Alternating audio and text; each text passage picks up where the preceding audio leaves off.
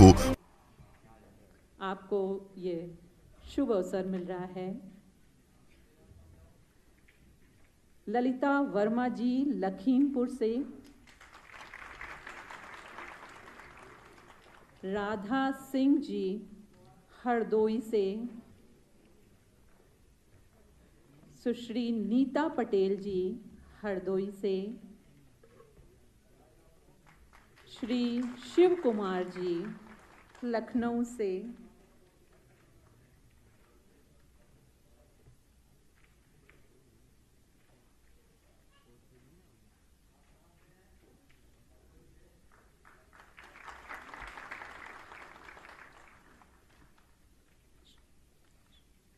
श्री शिव कुमार जी हरदोई से, लखनऊ से,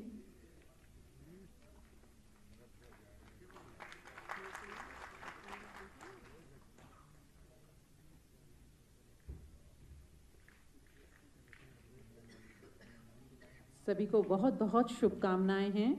आपकी करतल ध्वनि यहाँ मंच तक उनको शुभकामनाएं पहुँचा सकती है। श्री देवेश सिंह कुशवाहा जी उन्नाव से,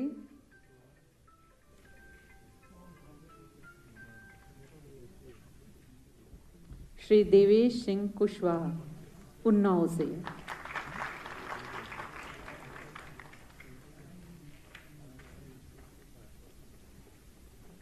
सुश्री श्वेता श्रीवास्तव जी लखनऊ से,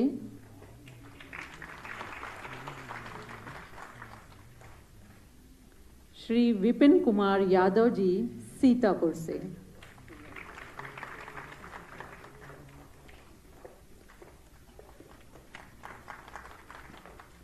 सुश्री सैयदा बानो जी लखीमपुर से,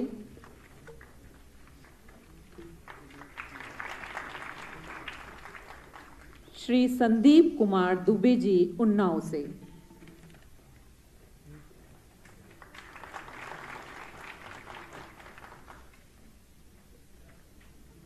आप सभी को बहुत बहुत शुभकामनाएं। इसके साथ जो अन्य जनपदों में नियुक्ति पत्र वितरित किए जा रहे हैं, सभी शिक्षकों को बहुत बहुत शुभकामनाएं। उनके भावी जीवन के लिए, उनके कर्तव्य पथ में निरंतर अग्रसर होने के लिए बहुत बहुत शुभकामनाएं। जैसा कि हम सभी जानते हैं कि अच्छे नागरिकों के निर्माण की नींव प्राथमिक विद्यालयों में ही पड़ती है, और ये शिक्षकों की नियुक्ति जो हमें हुई है, उनको एक बहुत बड़ी जिम्मेदारी, एक बागबां की जिम्मेदारी दी गई है, जिससे कि हम निश्चित ही वे अपनी जिम्मेदारी को पूरी तरह से निभाएंगे। अब मैं माननीय मुख्यमंत्री जी से सादर निवेदन है कि आप अपने अप्रतिम ज्ञान और अनुभव से हम सबका जीवन पथ आलोकित करने का कष्ट करें और अपने आशीर्वचनों से हम सबको उपकृत करने की कृपा करें।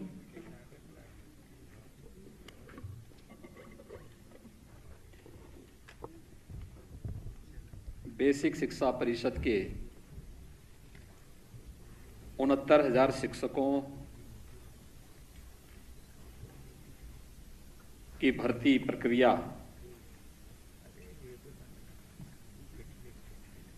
में आज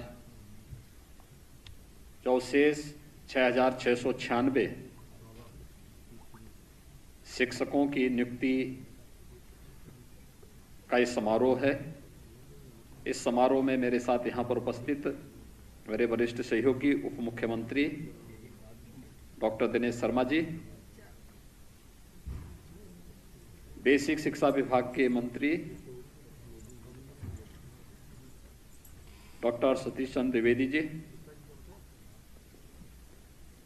प्रमुख सचिव बेसिक शिक्षा श्री दीपक कुमार जी, सचिव बेसिक शिक्षा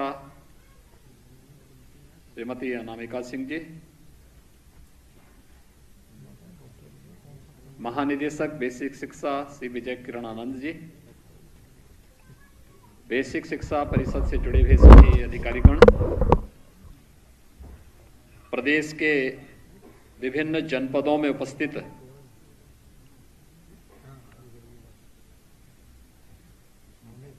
मेरे सहयोगी मंत्रीगण, माननीय सांसद और विधायकगण, और जिनके लिए आज का इस समारोह आयोजित किया गया है, नवनियुक्त सभी शिक्षक भाइयों बहनों, मैं सबसे पहले आप सबको एक पारदर्शी शिक्षक भर्ती की इस प्रक्रिया के पूरे होने और नियुक्ति पत्र वितरण के आज के इस कार्यक्रम के अवसर पर हृदय से बधाई देता हूं और इस पूरी प्रक्रिया को पूरी पारदर्शी तरीके से संपन्न करने के लिए योगदान देने के लिए इस पूरी भर्ती प्रक्रिया को संपन्न करने के लिए विभाग को भी हृदय से धन्यवाद देता हूं। हम सब जानते हैं कि उत्तर प्रदेश के अंदर बेसिक शिक्षा परिषद की स्थिति कितनी दयनीय थी।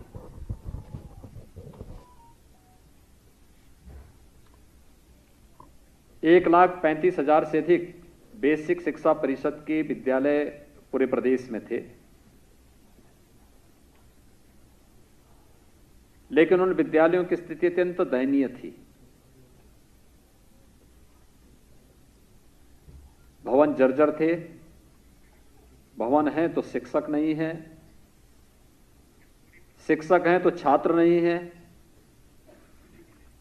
छात्र हैं तो वहां पर बुनियादी सुविधाएं नहीं है, और अगर छात्र हैं भी तो उनके पास न यूनिफॉर्म होती थी,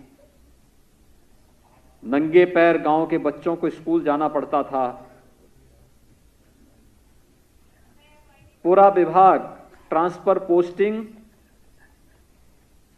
और इसके माध्यम से वे तमाम प्रकार की गतिविधियां वहां संचालित होने लग गई थी, जो शिक्षा के लिए सबसे बड़े कलंक थे। पारदर्शी भर्ती की प्रक्रिया न होने के कारण न्यायालय को भी इसको बार बार स्टे करना पड़ा था, और भर्ती निकलती थी तो प्रदेश के कुछ गैंग ऐसे थे जो वसूली के लिए भी निकल पड़ते थे। कुछ खानदान और कुछ परिवार ऐसे थे जिनकी आजीविका का जरिया हो गया था। उसका प्रभाव प्रदेश के युवाओं पर तो पड़ता ही था, लेकिन उसके दुष्परिणाम से पूरे प्रदेश को उसके दुष्परिणाम को झेलना पड़ा था। आज मुझे बताते हुए प्रसन्नता है जब हमारी सरकार अपने कार्यकाल के 52 महीने यानी 4 वर्ष 4 महीने का कार्यकाल अपना पूरा कर चुकी है। तो 4 वर्ष 4 महीने के इस पूरे कार्यकाल के दौरान हमारी सरकार ने प्रदेश के अंदर 4.25 लाख से अधिक युवाओं को सरकारी नौकरी उत्तर प्रदेश के अंदर दी, और एक भी नौकरी पर कोई संदेह नहीं कर सकता। भर्ती की प्रक्रिया पूरी पारदर्शी तरीके के साथ, पूरी ईमानदारी के साथ, पूरी शुचितापूर्ण तरीके के साथ संपन्न हुई है।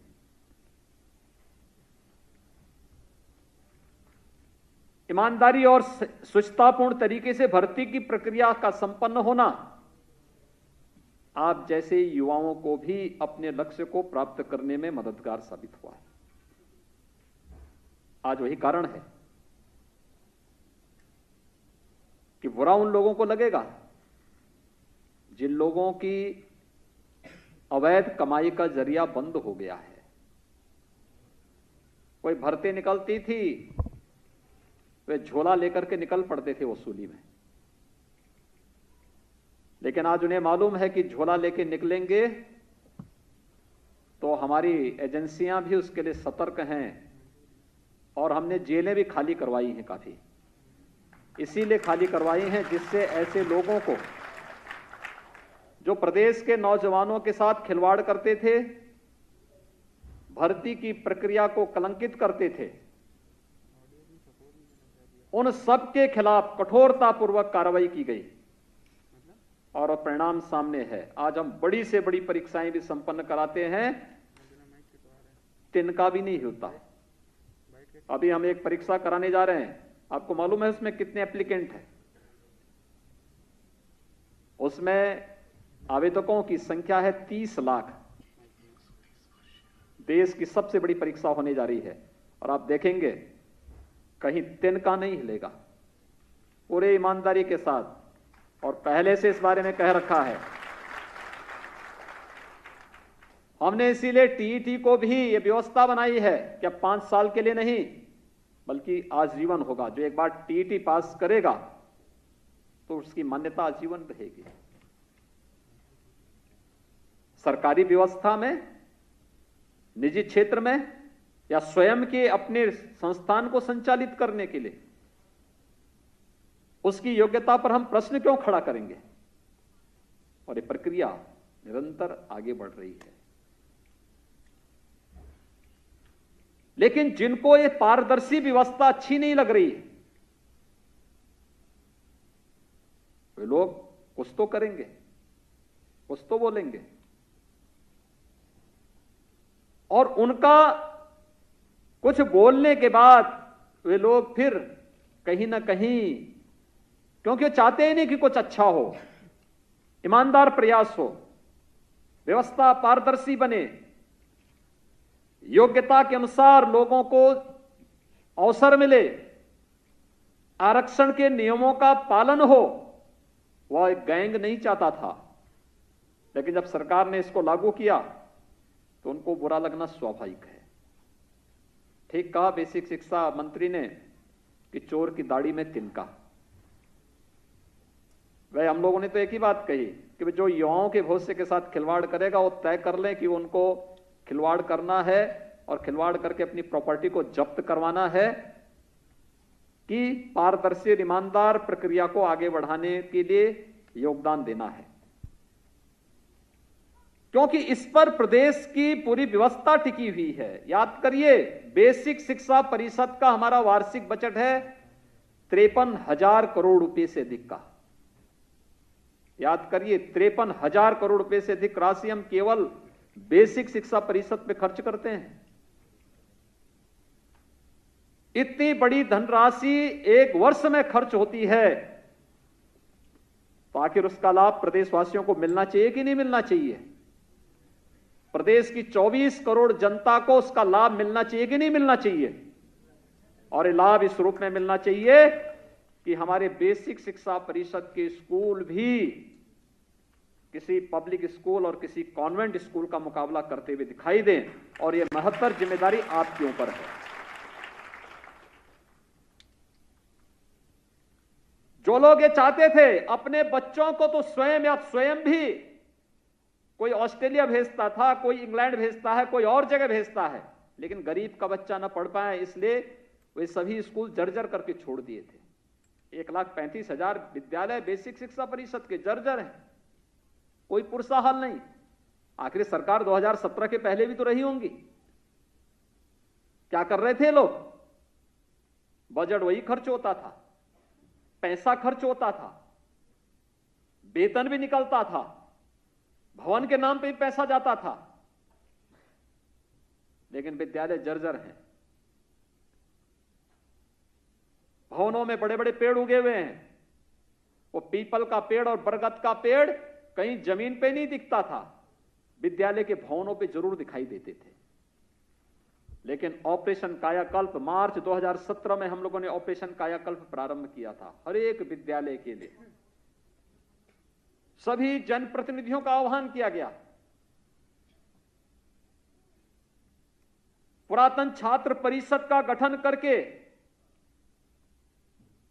सभी बेसिक शिक्षा परिषद से कहा गया कि वे जितने छात्र हैं वह यूपी के हैं, अगर नौकरशाही में हैं, जनप्रतिनिधि हैं, व्यवसाय में हैं, सब बेसिक शिक्षा परिषद से जुड़े हुए हैं। मैं स्वयं बेसिक शिक्षा परिषद के स्कूल में पढ़ा हूं, तो कैसे हम कह सकते हैं कि कोई इसमें योगदान नहीं देगा? मैंने कहा हर व्यक्ति एक एक विद्यालय गोद ले, लोगों ने कहा गोद लेके क्या करेंगे, तब भी विपक्ष ने उंगली उठाई थी कि गोद लेके क्या करेंगे, क्या विद्यालय गोद ले जाते हैं क्या। मैंने कहा विद्यालय गोद ले जाते हैं, कैसे ले जाते हैं थोड़ा देखना। तब भी उन्होंने हमारी कार्यपद्धति में प्रश्न किया था। लेकिन आज जब 1,20,000 से अधिक विद्यालयों को ऑपरेशन कायाकल्प के माध्यम से उनका सुंदरीकरण करके उन्हें स्कूल, दिखने लायक स्कूल बना दिया गया, उनकी आंखें अब उसको देख करके भी घबरा रही हैं कि अगर गरीब का बच्चा पढ़ लेगा तो फिर क्या होगा। उनको परेशानी इस बात की है कि उन बच्चों की यूनिफॉर्म, आज सरकार उनको 2-2 यूनिफॉर्म देती है, बैग देता है, बुक्स देती है, जूते मोजे उन बच्चों को उपलब्ध कराए जाते हैं। अब गरीब का बच्चा भी अच्छा जूता मोजा पहनेगा, स्कूल जाएगा, स्वेटर दिया जाएगा, जाड़ों में ठिठुरेगा नहीं। उन गरीबों को जाति के आधार पर, क्षेत्र के आधार पर, तमाम अन्यवाद के आधार पर बांटने वाले लोग इन सब चीजों से ज्यादा उनको परेशानी है कि अगर ये सब लोग आगे बढ़ जाएंगे तो फिर इनकी पूरी राजनीति समाप्त हो जाएगी। ये वंशवाद और जातिवाद की राजनीति समाप्त हो गई तो फिर इन बेईमान और भ्रष्ट लोगों को कोई पूछेगा नहीं। और इसलिए उनकी परेशानी तो इस बात को लेकर के थी कि आखिर ये सब क्यों हो रहा है, और उसको लेकर के उनकी परेशानी हर व्यक्ति समझ सकता है। लेकिन सरकार ने भी संकल्प लिया था, हम करेंगे, आमूलचूल परिवर्तन करेंगे। आमूलचूल परिवर्तन करके दिखाया गया। अकेले बेसिक शिक्षा परिषद में आज की जो भर्ती की प्रक्रिया, 69,000 शिक्षकों की भर्ती की प्रक्रिया पूरी हो रही है, जिसमें 6,696 को नियुक्ति पत्र आज दिया जा रहा है। इससे पहले सभी लोगों को नियुक्ति पत्र दिया जा चुका है। सत्यापन के साथ उनके वेतन वितरण की कार्रवाई भी उसके साथ प्रारंभ हो जाएगी। और मैं चाहूंगा कि आप जितने भी लोग हैं, सभी लोग समयबद्ध ढंग से अपने सत्यापन की कार्रवाई को भी पूरा करें। मानव संपदा पोर्टल के माध्यम से ऑनलाइन पूरी प्रक्रिया को आगे बढ़ा दीजिए। बेसिक शिक्षा परिषद ने तकनीक का उपयोग करते हुए काफी इधर सुधार किया है। उस सुधार के साथ आप सब जुड़ जाएंगे तो मुझे लगता है बेसिक शिक्षा परिषद देश का सबसे बड़ा बेसिक शिक्षा का परिषद तो होगा ही, लेकिन सबसे अधिक छात्र संख्या की दृष्टि से भी सबसे बड़ा परिषद के रूप में यह आगे बढ़ सकता है। और इस पर आप सबको कार्य करने की आवश्यकता है। हम लोग जब 2017 में आए थे, तमाम समस्याएं थी, चुनौतियां भी थी, लेकिन इस सब के बावजूद हम लोगों ने परिवर्तन और विकास की प्रक्रिया को थमने नहीं दिया था, कतई नहीं थमने दिया था, और प्रक्रिया निरंतर चलती रही। उस प्रक्रिया को निरंतर आगे बढ़ाया जा रहा है। और मैं फिर आप सबसे कहूंगा, आप में से 69,000 शिक्षक इस समय हम लोगों ने नियुक्त किए हैं। 54,000 से अधिक शिक्षक इससे पहले की प्रक्रिया में नियुक्त हुए हैं।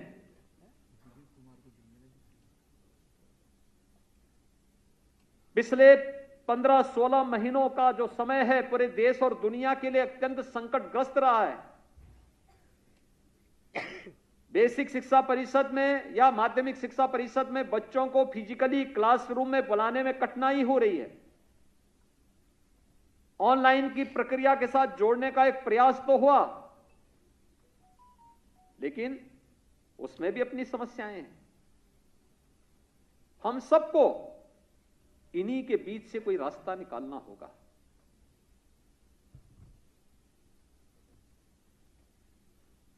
अब सोचिए कि 1,20,000 शिक्षकों की नियुक्ति तो केवल बेसिक शिक्षा परिषद में हुई है। माध्यमिक शिक्षा परिषद की अलग है, उच्च शिक्षा की अलग है, तकनीकी शिक्षा की अलग है, मेडिकल शिक्षा की अलग है। अगर इन सभी शिक्षाओं के उसको हम एक साथ जोड़ लें तो अकेले शिक्षा विभाग में ही हम लोगों ने 1.5 लाख से अधिक शिक्षकों की तैनाती की है विगत 4.5 वर्ष के दौरान। 1.5 लाख से अधिक शिक्षकों की भर्ती केवल शिक्षा से जुड़े हुए विभागों में उत्तर प्रदेश के अंदर हुई है और लगभग 4.5 लाख भर्ती की प्रक्रिया की दिशा में हम तेजी के साथ आगे बढ़ रहे हैं। यही नहीं, प्रदेश के अंदर सुरक्षा का एक बेहतर वातावरण भी दिया गया। शिक्षा हमारे लिए मूल था, महत्वपूर्ण था। शिक्षा के बगैर हम किसी प्रकार की परिवर्तन की उम्मीद नहीं कर सकते। लोगों के जीवन में उनकी आशा और उनकी अपेक्षाओं को पूरा करने की कोई उम्मीद नहीं की जा सकती। लेकिन इस सब के बावजूद प्रदेश के अंदर कानून का राज हो, कानून के राज से बहुत सारे लोग घबराते हैं, क्योंकि कानून के राज में होती है तो अवैध संपत्ति अर्जित करने वाले, प्रदेश के अंदर सत्ता के शागिर्द बन करके गरीबों की, व्यापारियों की प्रॉपर्टी को कब्जा करने वाले, सरकारी धन को जबरन आहरित करने वाले, इन सब लोगों की प्रॉपर्टी भी जब्त हो रही है। लोग घबरा रहे हैं, क्योंकि पहले तो बोलते ही थे हम लोग, लेकिन जब हमने कार्रवाई प्रारंभ की, 1500 करोड़ रुपए से अधिक की ऐसी संपत्ति हमने जब्त की है, तो फिर परेशानी होने लग गई उन लोगों को जिनके गैंग संचालित होते थे। परेशान हो गए लोग। ये कानून का राज प्रदेश में निवेश को आगे बढ़ाने में मदद किया है। प्रदेश लगभग 4 लाख करोड़ रुपए से अधिक का निवेश इस दौरान प्रदेश के अंदर होता है। ये केवल निवेश नहीं, ये प्रदेश के अंदर रोजगार के सृजन का भी एक माध्यम बना है। 1,61,00,000 से अधिक नौजवानों को केवल इस क्षेत्र में निवेश के माध्यम से हम लोगों ने रोजगार उपलब्ध करवाया है। और प्रदेश तो पहले से बहुत समृद्ध रहा है इस दृष्टि की सूक्ष्म, लघु, मध्यम उद्यम क्षेत्र में उत्तर प्रदेश की अपनी उपलब्धियां थी। उत्तर प्रदेश के हमारे पूर्वज बहुत दूरदर्शी थे और उनकी दूरदर्शिता का परिणाम क्या था कि एमएसएमई सेक्टर में प्रदेश के अंदर जो क्लस्टर बने हुए थे अलग अलग जनपदों में, जिसे हम लोगों ने एक जनपद एक उत्पाद के माध्यम से आगे बढ़ाने का कार्य किया, तो एक जनपद एक उत्पाद की इस कार्रवाई को आगे बढ़ाते हुए जब प्रदेश सरकार ने इस प्रक्रिया को तेजी के साथ आगे बढ़ाया तो उसका परिणाम क्या रहा? प्रदेश तेजी के साथ आगे बढ़ा और उसमें हम लोगों ने स्वरोजगार की संभावनाओं को भी आगे बढ़ाया। 60 लाख से अधिक युवाओं को, हस्तशिल्पियों को, कारीगरों को इसके साथ जुड़ने का अवसर प्राप्त हुआ। सबसे बड़ी आबादी का राज्य, लेकिन जब देश के अंदर सर्वे होता है तो सबसे कम बेरोजगारी वाला राज्य भी उत्तर प्रदेश है। इच्छा शक्ति होनी चाहिए कार्य करने की। आदरणीय प्रधानमंत्री जी बार बार इन्हीं सब बातों को लेकर के जब देश का मार्गदर्शन करते हैं, यही उत्तर प्रदेश है 2017 के पहले हर एक क्षेत्र में पीछे होता था, सब में, हर एक में मामले में पीछे होता था। आबादी में सबसे अधिक, लेकिन केंद्र सरकार की योजनाओं को लेकर के या किसी भी अन्य प्रोग्राम में उत्तर प्रदेश सबसे पीछे होता था। लेकिन भाइयों बहनों, अब पिछले 4-4.25 वर्ष के अंदर जो कार्य हुए हैं, उत्तर प्रदेश देश के अंदर हर योजना में आज नंबर 1 या नंबर 2 की लड़ाई लड़ता है, आगे बढ़कर के दिखाई देता है। कोरोना प्रबंधन आपके सामने है। कार्य करने की इच्छा शक्ति होनी चाहिए और मैं आप सबसे यही अपील करूंगा। ये जो 69,000 शिक्षक भर्ती की प्रक्रिया पूरी आज हमारी संपन्न हो रही है और इससे पहले 54,000 की बेसिक शिक्षा परिषद की भर्ती की प्रक्रिया संपन्न हुई है।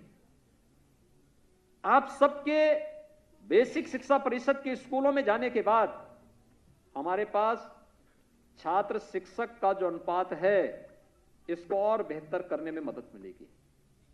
आप में से बहुत सारे शिक्षकों को आकांक्षात्मक जनपदों में जाने का अवसर प्राप्त होगा। याद रखना, शुरुआती समय में सिफारिशें मत करवाइएगा अभी, और सर्विस काल में सिफारिश करा करके आप पहले ही चरण में अपने होनहार भविष्य को आगे बढ़ाने के लिए स्वयं बाधक मत बनना, क्योंकि आपका एक एक क्षण, एक एक वर्ष आपके लिए नए अनुभव देखने का एक अवसर प्राप्त होगा। जीवन में महानता अर्जित करने के लिए आवश्यक नहीं कि व्यक्ति कोई बड़ा उसमें जाए, ओहदे पे जाए तो ही महानता प्राप्त कर पाएगा। याद रखना, महानता प्राप्त करने के लिए व्यक्ति जब उन लोगों के पास जाएगा जो वास्तव में नीडी है और वहां पर कार्य करेगा, तो वहां पर आपके द्वारा किए जाने वाले प्रयास की वैल्यू होगी। लोग उसका मूल्यांकन करेंगे और न केवल वहां का स्थानीय समाज मूल्यांकन करेगा, बल्कि देश भी, दुनिया भी मूल्यांकन करेगी, सरकारें मूल्यांकन करेंगी और फिर वह आपकी महानता का रास्ता भी खोलेगा। 8 आकांक्षात्मक जनपदों में पिछले 3 वर्ष के दौरान विभिन्न पैरामीटर में उत्तर प्रदेश ने अच्छे लक्ष्य हासिल किए हैं। उसमें शिक्षा भी एक है और शिक्षा के क्षेत्र में क्या क्या कार्य होने हैं, एक शिक्षक से बेहतर कोई नहीं जानता। एक शिक्षक के लिए प्रतिदिन जानने का भी अवसर होता है और जानकारी को दूसरे तक पहुंचाने का भी अवसर होता है। हमें से हर व्यक्ति एक छात्र भी है और यह सौभाग्य केवल आपको प्राप्त हुआ है कि आप छात्र के साथ साथ एक शिक्षक के रूप में भी मान्यता प्राप्त कर रहे हैं, जो समाज को कुछ दे सकता है। इसलिए देने की यह सामर्थ्य ईश्वर ने आपको दी है, तो कम से कम उसका बेहतर उपयोग आप जरूर करिए। और उस दृष्टि से आप एक बहुत महत्वपूर्ण कार्य के साथ आगे बढ़ रहे हैं, और वह भी बेसिक शिक्षा परिषद में। ये न्यू है, समाज की न्यू जितनी मजबूत आप कर पाएंगे, जितनी मजबूत आप कर पाएंगे, राष्ट्र एक समृद्धशाली बने, सशक्त बने, उस पर बनने वाला यह भवन उतना ही समर्थ और शक्तिशाली होगा। और यह महत्तर जिम्मेदारी आप सबको निभानी है।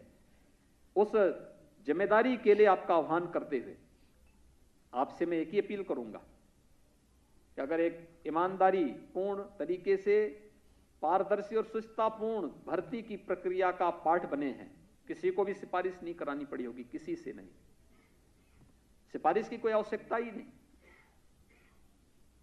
रिजर्वेशन के नियमों का पूरा पालन किया गया, हर एक स्तर पर इसका पालन करने का कार्य हुआ और योग्यता के अनुसार हर एक व्यक्ति को यह व्यवस्था के साथ जोड़ा जा रहा है। जब सरकार इतनी पारदर्शी व्यवस्था आपको दे रही है, तो सरकार आपसे उम्मीद भी करती है कि जितनी ईमानदारी सरकार ने आपके प्रति दिखाई है, उतनी ईमानदारी आप भी समाज के प्रति जरूर दिखाएंगे, क्योंकि समाज का ऋण हमारे ऊपर है, हम सब के ऊपर हैं। हम जितने भी लोग शासन की व्यवस्था के साथ जुड़े हैं, प्रशासनिक व्यवस्था के साथ जुड़े हुए हैं, अपने समाज के इस ऋण से उऋण होने के लिए हमारे पास एक ही माध्यम है, अहर्निश प्रयास, पूरा परिश्रम करना और प्रत्येक नागरिक के जीवन में खुशहाली लाने का भरपूर प्रयास करना। ये प्रयास अगर हम करते हैं तो उसके परिणाम भी आएंगे। 4.25 वर्ष के अंदर जो परिणाम आए हैं, ये उसी की देन है। और आप सभी 6,696 शिक्षक आज, इससे पहले की भर्ती की प्रक्रिया में 62,000 से अधिक शिक्षकों की भर्ती की प्रक्रिया जो इससे पहले संपन्न हुई है, उनके उससे पहले 54,000 से अधिक शिक्षकों की भर्ती जो हुई है, ये सभी लोग मिलकर के प्रयास करेंगे। बेसिक शिक्षा परिषद अच्छी दिशा में कार्य करेगा। आज आप देखेंगे ऑपरेशन कायाकल्प से हर एक विद्यालय में रंगाई पुताई उसकी अच्छी हुई है, उसकी फर्श बन गई है, बाउंड्री वॉल बन चुकी है, खेल का मैदान वहां बनाया जा रहा है,